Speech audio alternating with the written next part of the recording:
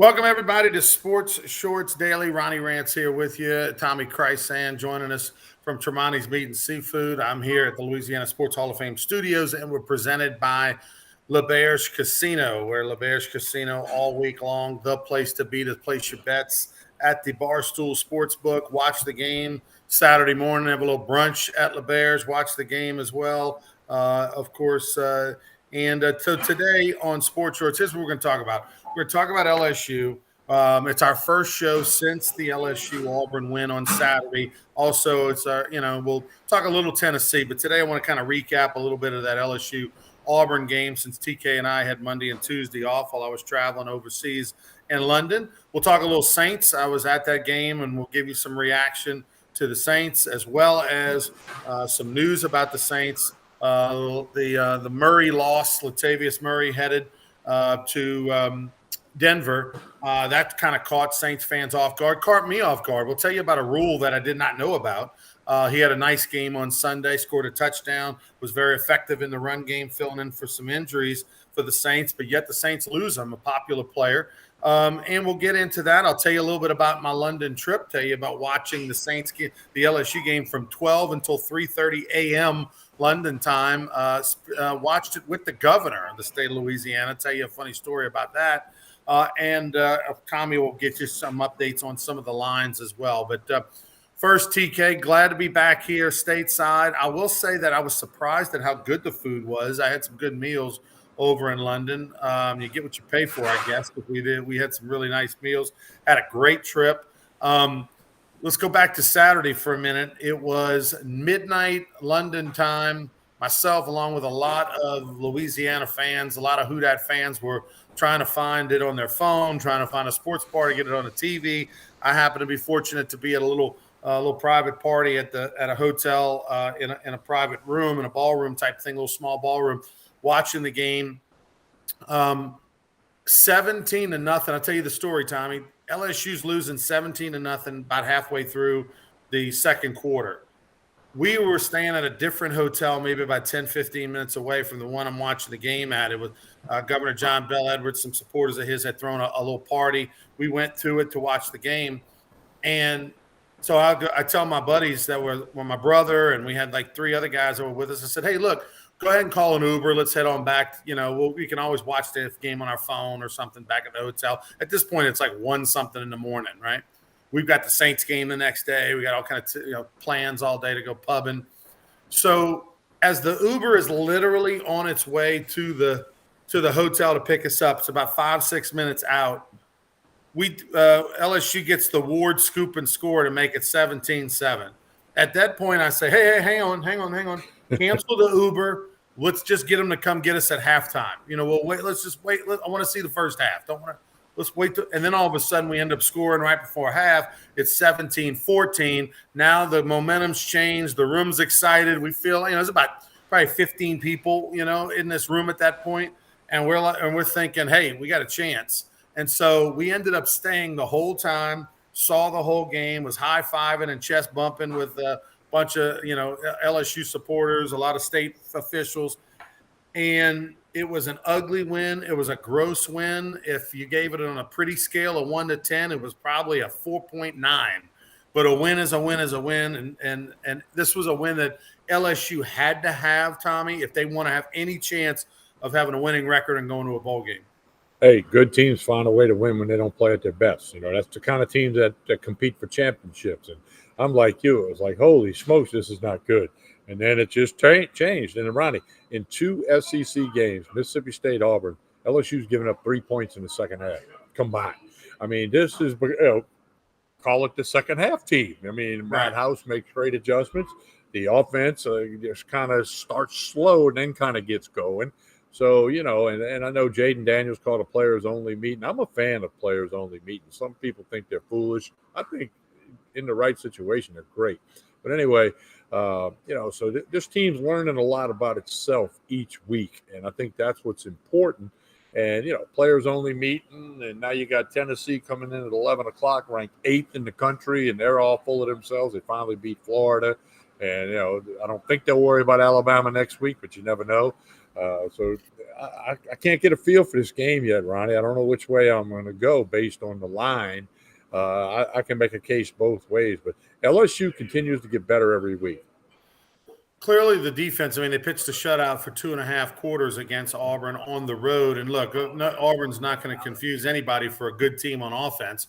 This was a game that you were a 9-point favorite. You didn't cover. You won the game, though. As ugly as it was, anytime you overcome a 17-point deficit, particularly on the road in the SEC, you got to feel good about it. But I would say that this is a team that LSU offensively, Tommy, I don't know if it's going to get a whole lot better. Now, I understand we'll get into this and I'll get your reaction. We all read that there was a players-only meeting, okay? In the history of sports, whenever you see player-only meetings, it usually doesn't go well. It's usually a sign of desperation. It usually doesn't go well. And I don't know that Jayden Daniels, although I like it, hey, great, he's the leader. Your quarterback's your leader. He proved it. He's a leader. He called this wide receiver and quarterback player-only meeting. But I don't know what's going to come of it. Is Jayden Daniels all of a sudden going to be able to read defenses? Is he going to be able to make a decision? Is he going to be the pre-snap read, get rid of the football? I mean, no, I don't expect this players-only meeting to do anything other than hopefully get them to kumbaya for at least another week before they turn on each other. Well, again, I'm a fan of players-only meetings. I think they fit at certain times, and but it's all about what happens on the field. And I know there's a lot of talk. Well, Jayden Daniels hadn't thrown an interception. Okay, but he doesn't throw the ball downfield. And I go back to the great coach Bill Parcells, who said, if my quarterback's not throwing interceptions, he's not trying to make things happen. And then if the quarterback throws an interception, it's up to the team to overcome that, the defense to step it up a notch. So, that, and I never forgot Parcells saying that, hey, I want my guy aggressive. Brett Favre, he's thrown, a gazillion touchdowns, but he also threw a gazillion interceptions because he tried to put the ball in there, and sometimes it worked, sometimes it didn't. But, we'll see. Of course, if they win Saturday, everybody will say the players meeting that was a good idea. If they get beat 45-10, they're going to say, yeah, you need another players meeting or scrap it. It was, again, I mean, I'm kind of okay, Tommy. I know it's frustrating as heck to watch this offense and to see Daniels not be able to execute the passing game, not feel confident enough to let it go, to take his chances, to take his shots. But I think that's just what it's going to be this year. It's a remedial offense. It's just going to be do enough to get the first down, do enough to move the chains. And then every once in a while, maybe you get the threat of, I just wish he would look to throw a little more when he looks to run, because you saw what happened. You saw what happened with Auburn's quarterback in the first quarter when he moved out of the pocket, looked like he was going to run. LSU's defense came up, he threw it over the top, for a long play for a touchdown. Like, if Daniels would think like that just a little bit more, when you break out of that pocket, just take a shot downfield, take a peek downfield, and every once in a while throw it a half down the field, because he is such a runner. As soon as he breaks out of that pocket, the defense, especially if they're playing man, is going to come up, and then you got a chance to hit a big one. He just doesn't do that enough. He just looks once, maybe twice at two different receivers, and then immediately tucks it. I don't think that's going to change. We can have all the player meetings we want. We can hope all we want. It just is what it is, Tommy. And he's going to be a guy that if he can throw for 200 yards and run for 80 and 90 yards, that's going to be a big game for him. And if he doesn't turn it over, if he doesn't fumble or have an interception, then you're just going to have to be happy with it. Well, that's what he did at Arizona State for 3 years. So, a leopard doesn't change its spot. He is who he is. Yeah, just like Jameis Winston. He's going to look like a Pro Bowler, and then he's going to look like crap. I mean, they are who they are, and that's the Jayden Daniels that people who follow Arizona State football saw that for 3 years, and now LSU fans are seeing it. And, there's 70,000 coaches in the stands, and they all think they know more, but it's all about Brian Kelly and the staff. By the way, the Tennessee game and the Bama game's a sellout. That's been officially announced by LSU. Okay, so Tennessee, of course, going to be an 11 o'clock start. LSU, surprisingly, Tommy, they're only a 3-point dog. I'm actually surprised that the line is that low. We know that Tennessee's defense, particularly passing defense, is atrocious, but I don't know that LSU's passing offense can be good against in a 7-on-7 situation. So I don't know that benefits LSU, but we know their passing, we know their offense is very good. I think the concern is, can LSU hang in there with Tennessee, and can their defense? Yeah, but Tennessee's offense is really good, and I don't know that the LSU's defense can pitch a shutout or do anything special against them. Can they limit them instead of them scoring 40-some points a game? Can they score 28 or 32? Yeah, absolutely. But I don't know that LSU is going to be able to score, 24 points against that team, and I feel like they're going to be able to get 3 or 4 touchdowns. Well, the over and under is 64. That's a big number. So the wise guys think there's going to be some points on the board. Yeah. So based on what you just said, I mean, 30 to 28 is 30 to 28 is the under. Okay, so Yeah. I may have to jump on the under big time here. I don't know. I like the under because even no matter who wins, does anybody really think that Tennessee's going to run up the score against this LSU defense? I mean, I don't. I mean, I think can they get to 32 points or something like that? Absolutely. Can they get to 42 points? I would be really surprised if that happened in Tiger Stadium against this defense. That said, I don't know that LSU's offense can do much. Again,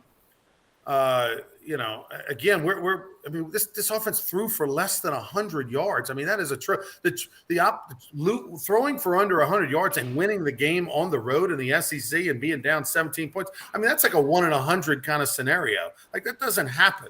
I mean, that was just defense plays, a scoop and score, an interception at late. I mean, a muff punt. I mean, there were so many things that happened in a game for LSU to win that never happened. All 3 of those things happening in a game. LSU very fortunate. Don't want to say lucky, but they were very, very fortunate. And I don't think that fortune is going to shine on you each and every week. Let's look at some of the folks, some of the comments. Thanks to Byron for joining us. Chance Babin for joining us. So a shout out to my mom over there in Arizona on a nice vacation in Arizona. Hello, Ma. Stephen Miller saying Tennessee's offense, Mississippi State, and Auburn, us struggling out the gate. Uruguay, when LSU lost to Arkansas in 2007, only had the play-by-play miserable. I was fortunate not to have that same situation. We were able to stream it off the internet onto a big TV. That's how I was able to watch the LSU game in London. And I'm glad I did, Tommy, because the heartbreak that I suffered on Sunday with the way the Saints lost that game, if LSU had lost in similar fashion with a late score after having that lead, it would have been a miserable time. But LSU's winning took a little bit of the hurt off of that Saints game. Let's move to Sunday for a minute. What surprised you the most about the Saints game on Sunday? The lack of urgency, the lack of intensity by the Saints. They looked flat to me as I watched that game. And, they needed to get a win, and it was a winnable game, and they didn't get it done. I mean, I don't know. Maybe they need a players-only meeting. Look, a game where you don't have Jameis Winston, you don't have Michael Thomas, you don't have Alvin Kamara. I mean, I don't care who you play in the NFL, you're not probably going to win that game. That said, the Saints, for the most part of that game, it looked like they had a chance to win it. Both teams kind of just weren't really taking the bull by the horns. Saints ended up coming back, but Dalton really didn't get going until the second half, a little bit too late on the passing. Just not enough explosiveness on offense. The officials, everybody's talked about the calls. They were atrocious. They were controversial. But was interesting.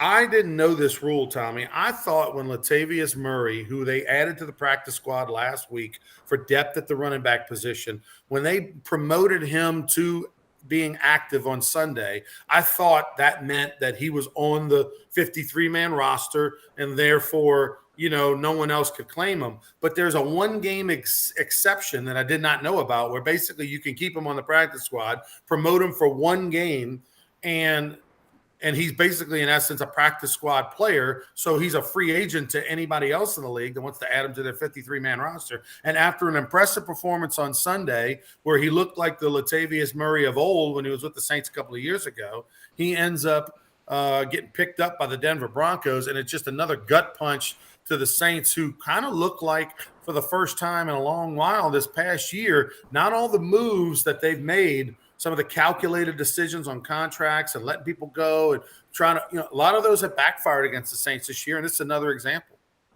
I didn't know the rule either. I read about it after it happened. I'm like you. Now I know it. But, Denver lost the running back. So they immediately started scouring. They got 2 injuries. They immediately started scouring all the practice squads. Murray had the big day. And as I watched Murray on Sunday, I'm like, man, he looks fresh. He's hitting the hole. I mean, he looked like he had a little more. He was the only one out there with energy. Looked fresh because he hadn't been playing and he hadn't played games. And obviously the Broncos get an injury and they need a guy. Murray looked great, and they snatch him up real quick. I think it's an error on the front office for, not, they got to, if they don't know the rule, shame on them. It's one thing if you and I don't know it. So that's kind of a oops, and it may turn out to be a big oops. Yeah. This was a killer loss. There were a lot of Vikings fans. There were a lot of Houdat fans. First off, the game was played in Tottenham. How was that stadium? Beautiful. I don't know how old it is. It looks pretty new. I don't know if it was a year old or 10 years old. Couldn't tell you, but it was a beautiful stadium, about 60-something thousand. Horrible concessions, though. Like, the food there, just – it's unbelievable. Like, it was funny. I heard some British people walking behind me, and look, everybody has jerseys on. Like, that was the funny thing is that the locals all had NFL football jerseys on. Now, they weren't necessarily the Vikings or the Saints. They might be, some other team or player in the league, but everybody wears jerseys. So my brother and I, we fit right in. We both had on Drew Brees jerseys for the game. But I was walking through the concession lines, which were very long. They didn't have enough concessions. They didn't have enough choices of concessions. And there were 2 British guys behind me that had on jerseys, and I heard them talking, and they were like, and they noticed the lines were really long everywhere, which are uncommon, right? And they were like, boy, they missed, and they were saying, boy, they misjudged on figuring out how much food these Americans are going to eat. And they said, heard them say something like, these Americans sure like their meats, and they misjudged, how much food they were going to eat. Because I think over there, the Brits are more worried about beer. Just give me a beer, a pint, I'm good. But the Americans want the nachos and the brisket sandwich and the pizza and the hot dog and everything, hamburger and everything else, not just the beer. And so the lines were extremely long, and it was funny to hear some of the locals commenting on it. They hadn't seen the lines. Even with a sold-out soccer game, the food lines were longer for the American football than it was for their normal football. So here's the burning question, Ronnie. This Sunday morning, the Giants play the Packers in that same stadium. Are you going back to London? I would, except for the fact that 9-hour flight there and the 10-hour flight back, Tommy, whew, now we flew nonstop out of Houston because the guys I was going with were out of Lafayette. So I drove to Lafayette, and then we took like a little Sprinter van from Lafayette to Houston. So that was nice that it was nonstop, right? I mean, that's the way to do it. You wouldn't want to change planes if you don't have to. But for a big boy like me, sitting in even with an exit row seat, I didn't have a first class seat. I didn't have a business. I had a regular old exit row seat that I'd paid extra for. Now, that was nice because you could stretch your legs out, but I was jammed up I had a window seat on the way back, Tommy, and not by choice. And let me tell you, I'm going to have to get some right shoulder physical therapy, over the next couple of days, because I was jammed into that wall the whole time. I mean, just crammed into an exit row seat, bulkhead type seat. And so I felt like I was in a fist fight for 10 hours flying back. I mean, it wore me out. So if it wasn't for that, yeah, I'd love to go, man. It was awesome. I had a great time. I plan on going back. to London. Again, it was my first time actually going through London. I've been through Heathrow, the airport, never went there, stayed there, had an awesome time. Got to go see the Tower of London, which was an amazing tour. Really, the history of that place is crazy. We think things are old if it's 40, 50 years old. Things over there are centuries old. I mean, it's incredible. Did you see Buckingham Palace? I passed it, but did not take a tour, obviously. Okay, but you went by. It's big. Yeah. I mean, I got to see Big Ben, got to see the Eye, got to see a lot of the things you want to see. But the best part of the whole trip was I got to take in a soccer match, a proper football match, if you will. Got to see Chelsea at Crystal Palace, a little 25,000 seat stadium, completely packed, people cheering and chanting and singing and yelling the whole game. We had the best time. I mean, I'm telling you, Tommy, I can see why. If I lived there, I would be all in on soccer. I mean, you would be all in. It's a totally different experience than going to watch, soccer in the United States. Now, granted, some of the MLS cities are becoming fun, and and they're kind of getting a little bit of that atmosphere like overseas. But the passion, look, they play 38 soccer matches in a year. So 19 of them at home, 19 of them on the road, spring and fall. And this was a London-based matchup. I mean, you got all these London teams. So whenever they face each other, it's a bigger rivalry than when they face someone outside of London. But Chelsea and Crystal Palace were playing. So this is equivalent to the Saints taking on the Carolina Panthers in week 10 of the regular season, right? And when Chelsea won 2-1 on a last-second goal, like with 2 minutes to go in regulation, the celebration by the fans in the game and even after the game was equivalent to LSU beating Alabama in football on a last-second touchdown. When you got number 1 versus number 2. I mean, this was just a regular season game with two teams actually that aren't having great years, and the celebration was equivalent to the biggest win in LSU regular season game for LSU against Alabama or something like that. That's the part of the passion and the love and how much it means to these people that is it's palpable and it's amazing, man. Well, and I know you joined us on Sports Shorts Radio from that soccer match, and that was cool, and we got some nice feedback. Speaking of that, you can see on your screen right now, I got Sports Shorts Radio. This Saturday will be 7 p.m. to 9 p.m. due to the LSU 11 o'clock kickoff and the post game on Eagle 98.1 ESPN Radio. So programming note, we'll remind you tomorrow and Friday and on social media, but Saturday, Sports Shorts Radio from LeBare's Casino will go 7 p.m. to 9 p.m. Yeah, a little post game is what basically it's going to turn out to be. That'll be fun. So check that out. Some comments here in the comments section. Chance Babin pointing out that LSU has 8 fumble recoveries this season. That is unbelievable. Stephen Miller saying hammer the under. Tommy, what would you say the over-under was on Saturday for the LSU? 64. 64. Hammer the under. Byron pointing out that he expects Tennessee will have a similar game plan with a mobile quarterback scrambling to run as well. Let's see. Yeah, Chance pointing out also that, Tennessee having a great year, their big win, right, that they got credit for week 1 was over Pittsburgh, but Pittsburgh then turned around and lost to a not very good Georgia Tech team who just fired their coach last week. Let's see. And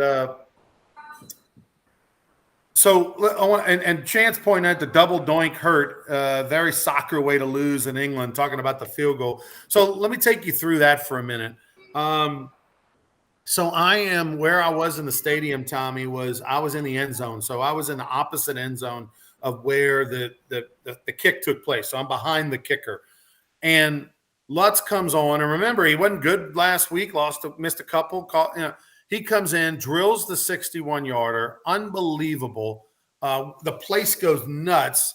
I really thought they shouldn't have kicked the 60-yard field goal, Tommy. I thought they should have gone for it on 4th down. I think it was 4th and 9. And so the question becomes, what do you have a more likely chance of, completing a 4th and 9 pass or kicking a 60-yard field goal? I don't think they're a coin flip. I think you probably have a better chance of completing the 4th and 9, but give them credit. Obviously, Lutz had a great warm-up. They had a lot of confidence in him, and he goes out there and rewards them. I was so disappointed at the end, Tommy, when they had 2 pass plays to get a little bit closer, that they didn't hit on one of them to get a little bit closer, including Olave was wide open when they ran the double outs, and he was the second level receiver. Dalton just saw him late and then threw the ball and was out of bounds. If he sees him a half a second earlier, that's a completed pass, and the Saints wind up going to overtime. But Will Lutz, I mean, what a great kick. And that is just so Saints to lose that way, Tommy, because once the ball hits the upright and then hits the crossbar, like that ball goes over, lands over most of the time. I mean, it's literally, think about it. It's kind of almost going in a backwards direction. You know, it hits the upright and it goes down the crossbar, but the way the ball was angled when it hit the crossbar, it kicked forward. Like that is just horrible, horrible bad luck. And it would have been, I don't know that anyone's had 2 60-yard makes in the last 2 minutes of a game in the same game. You know, that would have been an NFL record, I'm sure.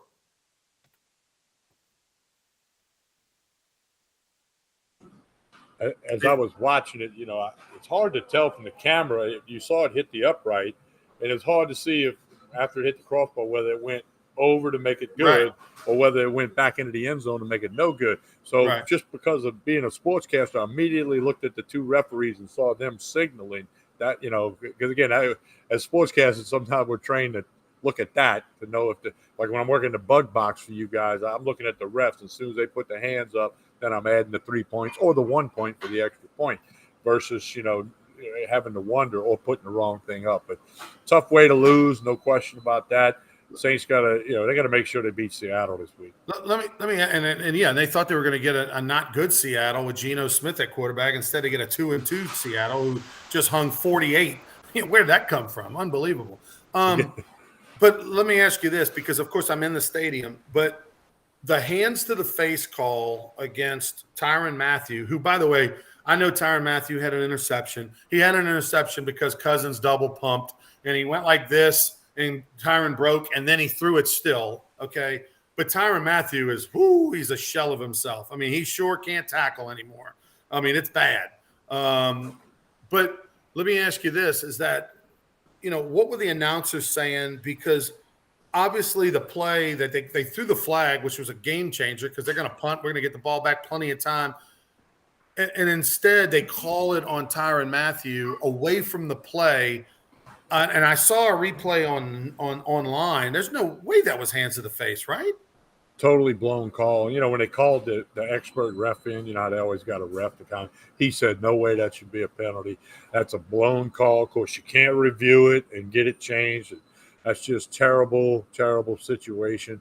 And, you know, the NFL officiating this year, it always gets talked about. But this year, they're seeming to blow more and more and more calls league-wide, not just on a Saints game.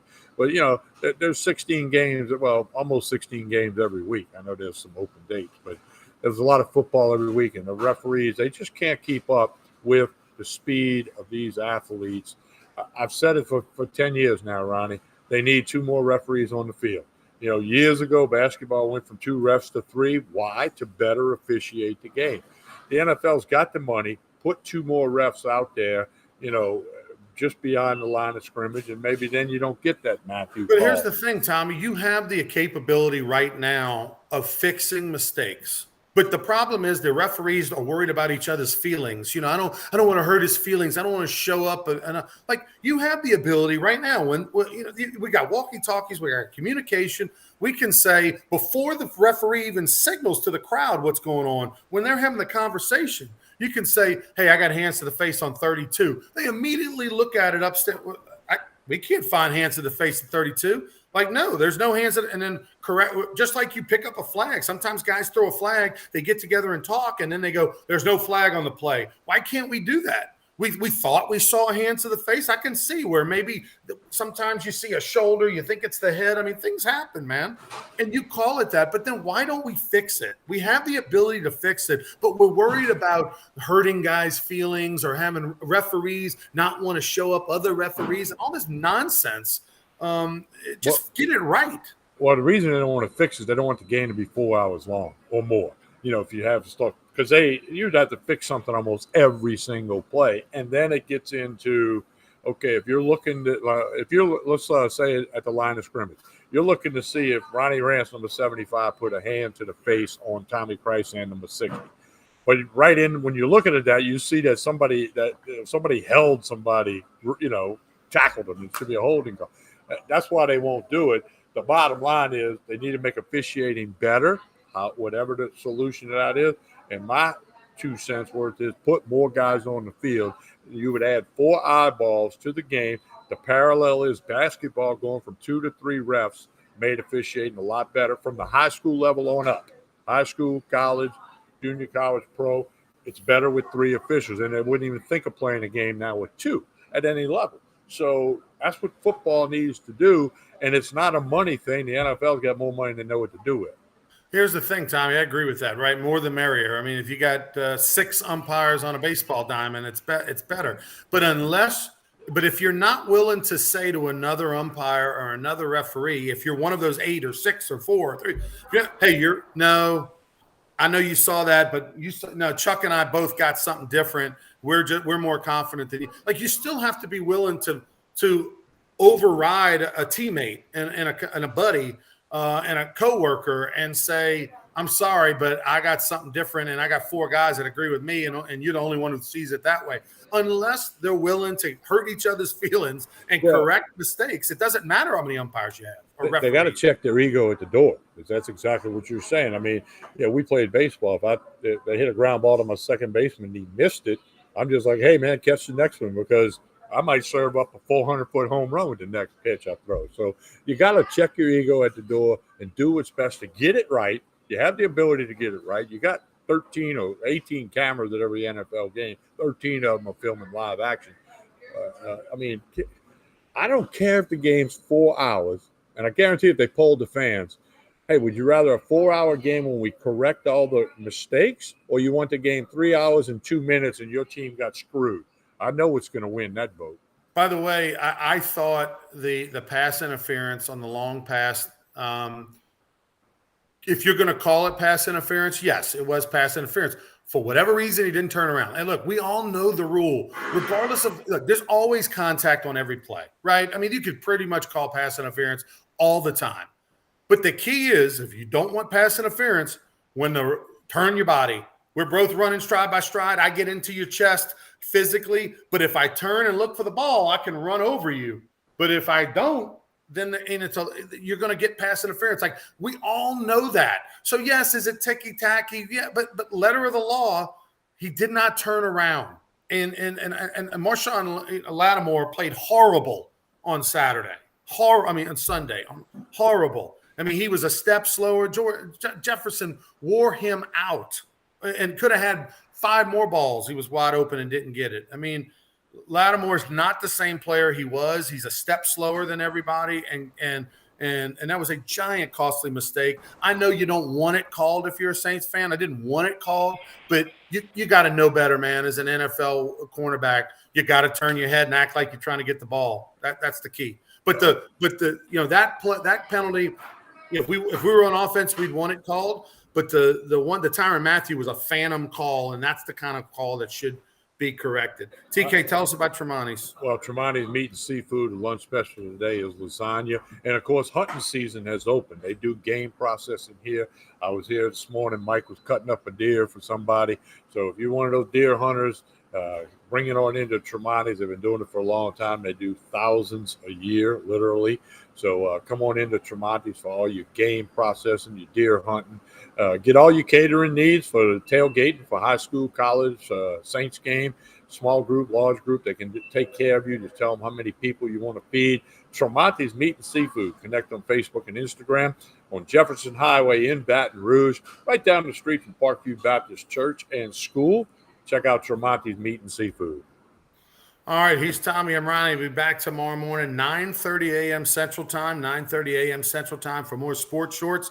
TK will be joining us from Court Street Cafe, and mark your calendar this Saturday, no Sports Shorts radio because, of course, the LSU game will be on 11 a.m., but we will have Sports Shorts after dark, the 7 to 9 edition, post-game show kind of edition this Saturday from LeBear's Casino. That's going to be a lot of fun.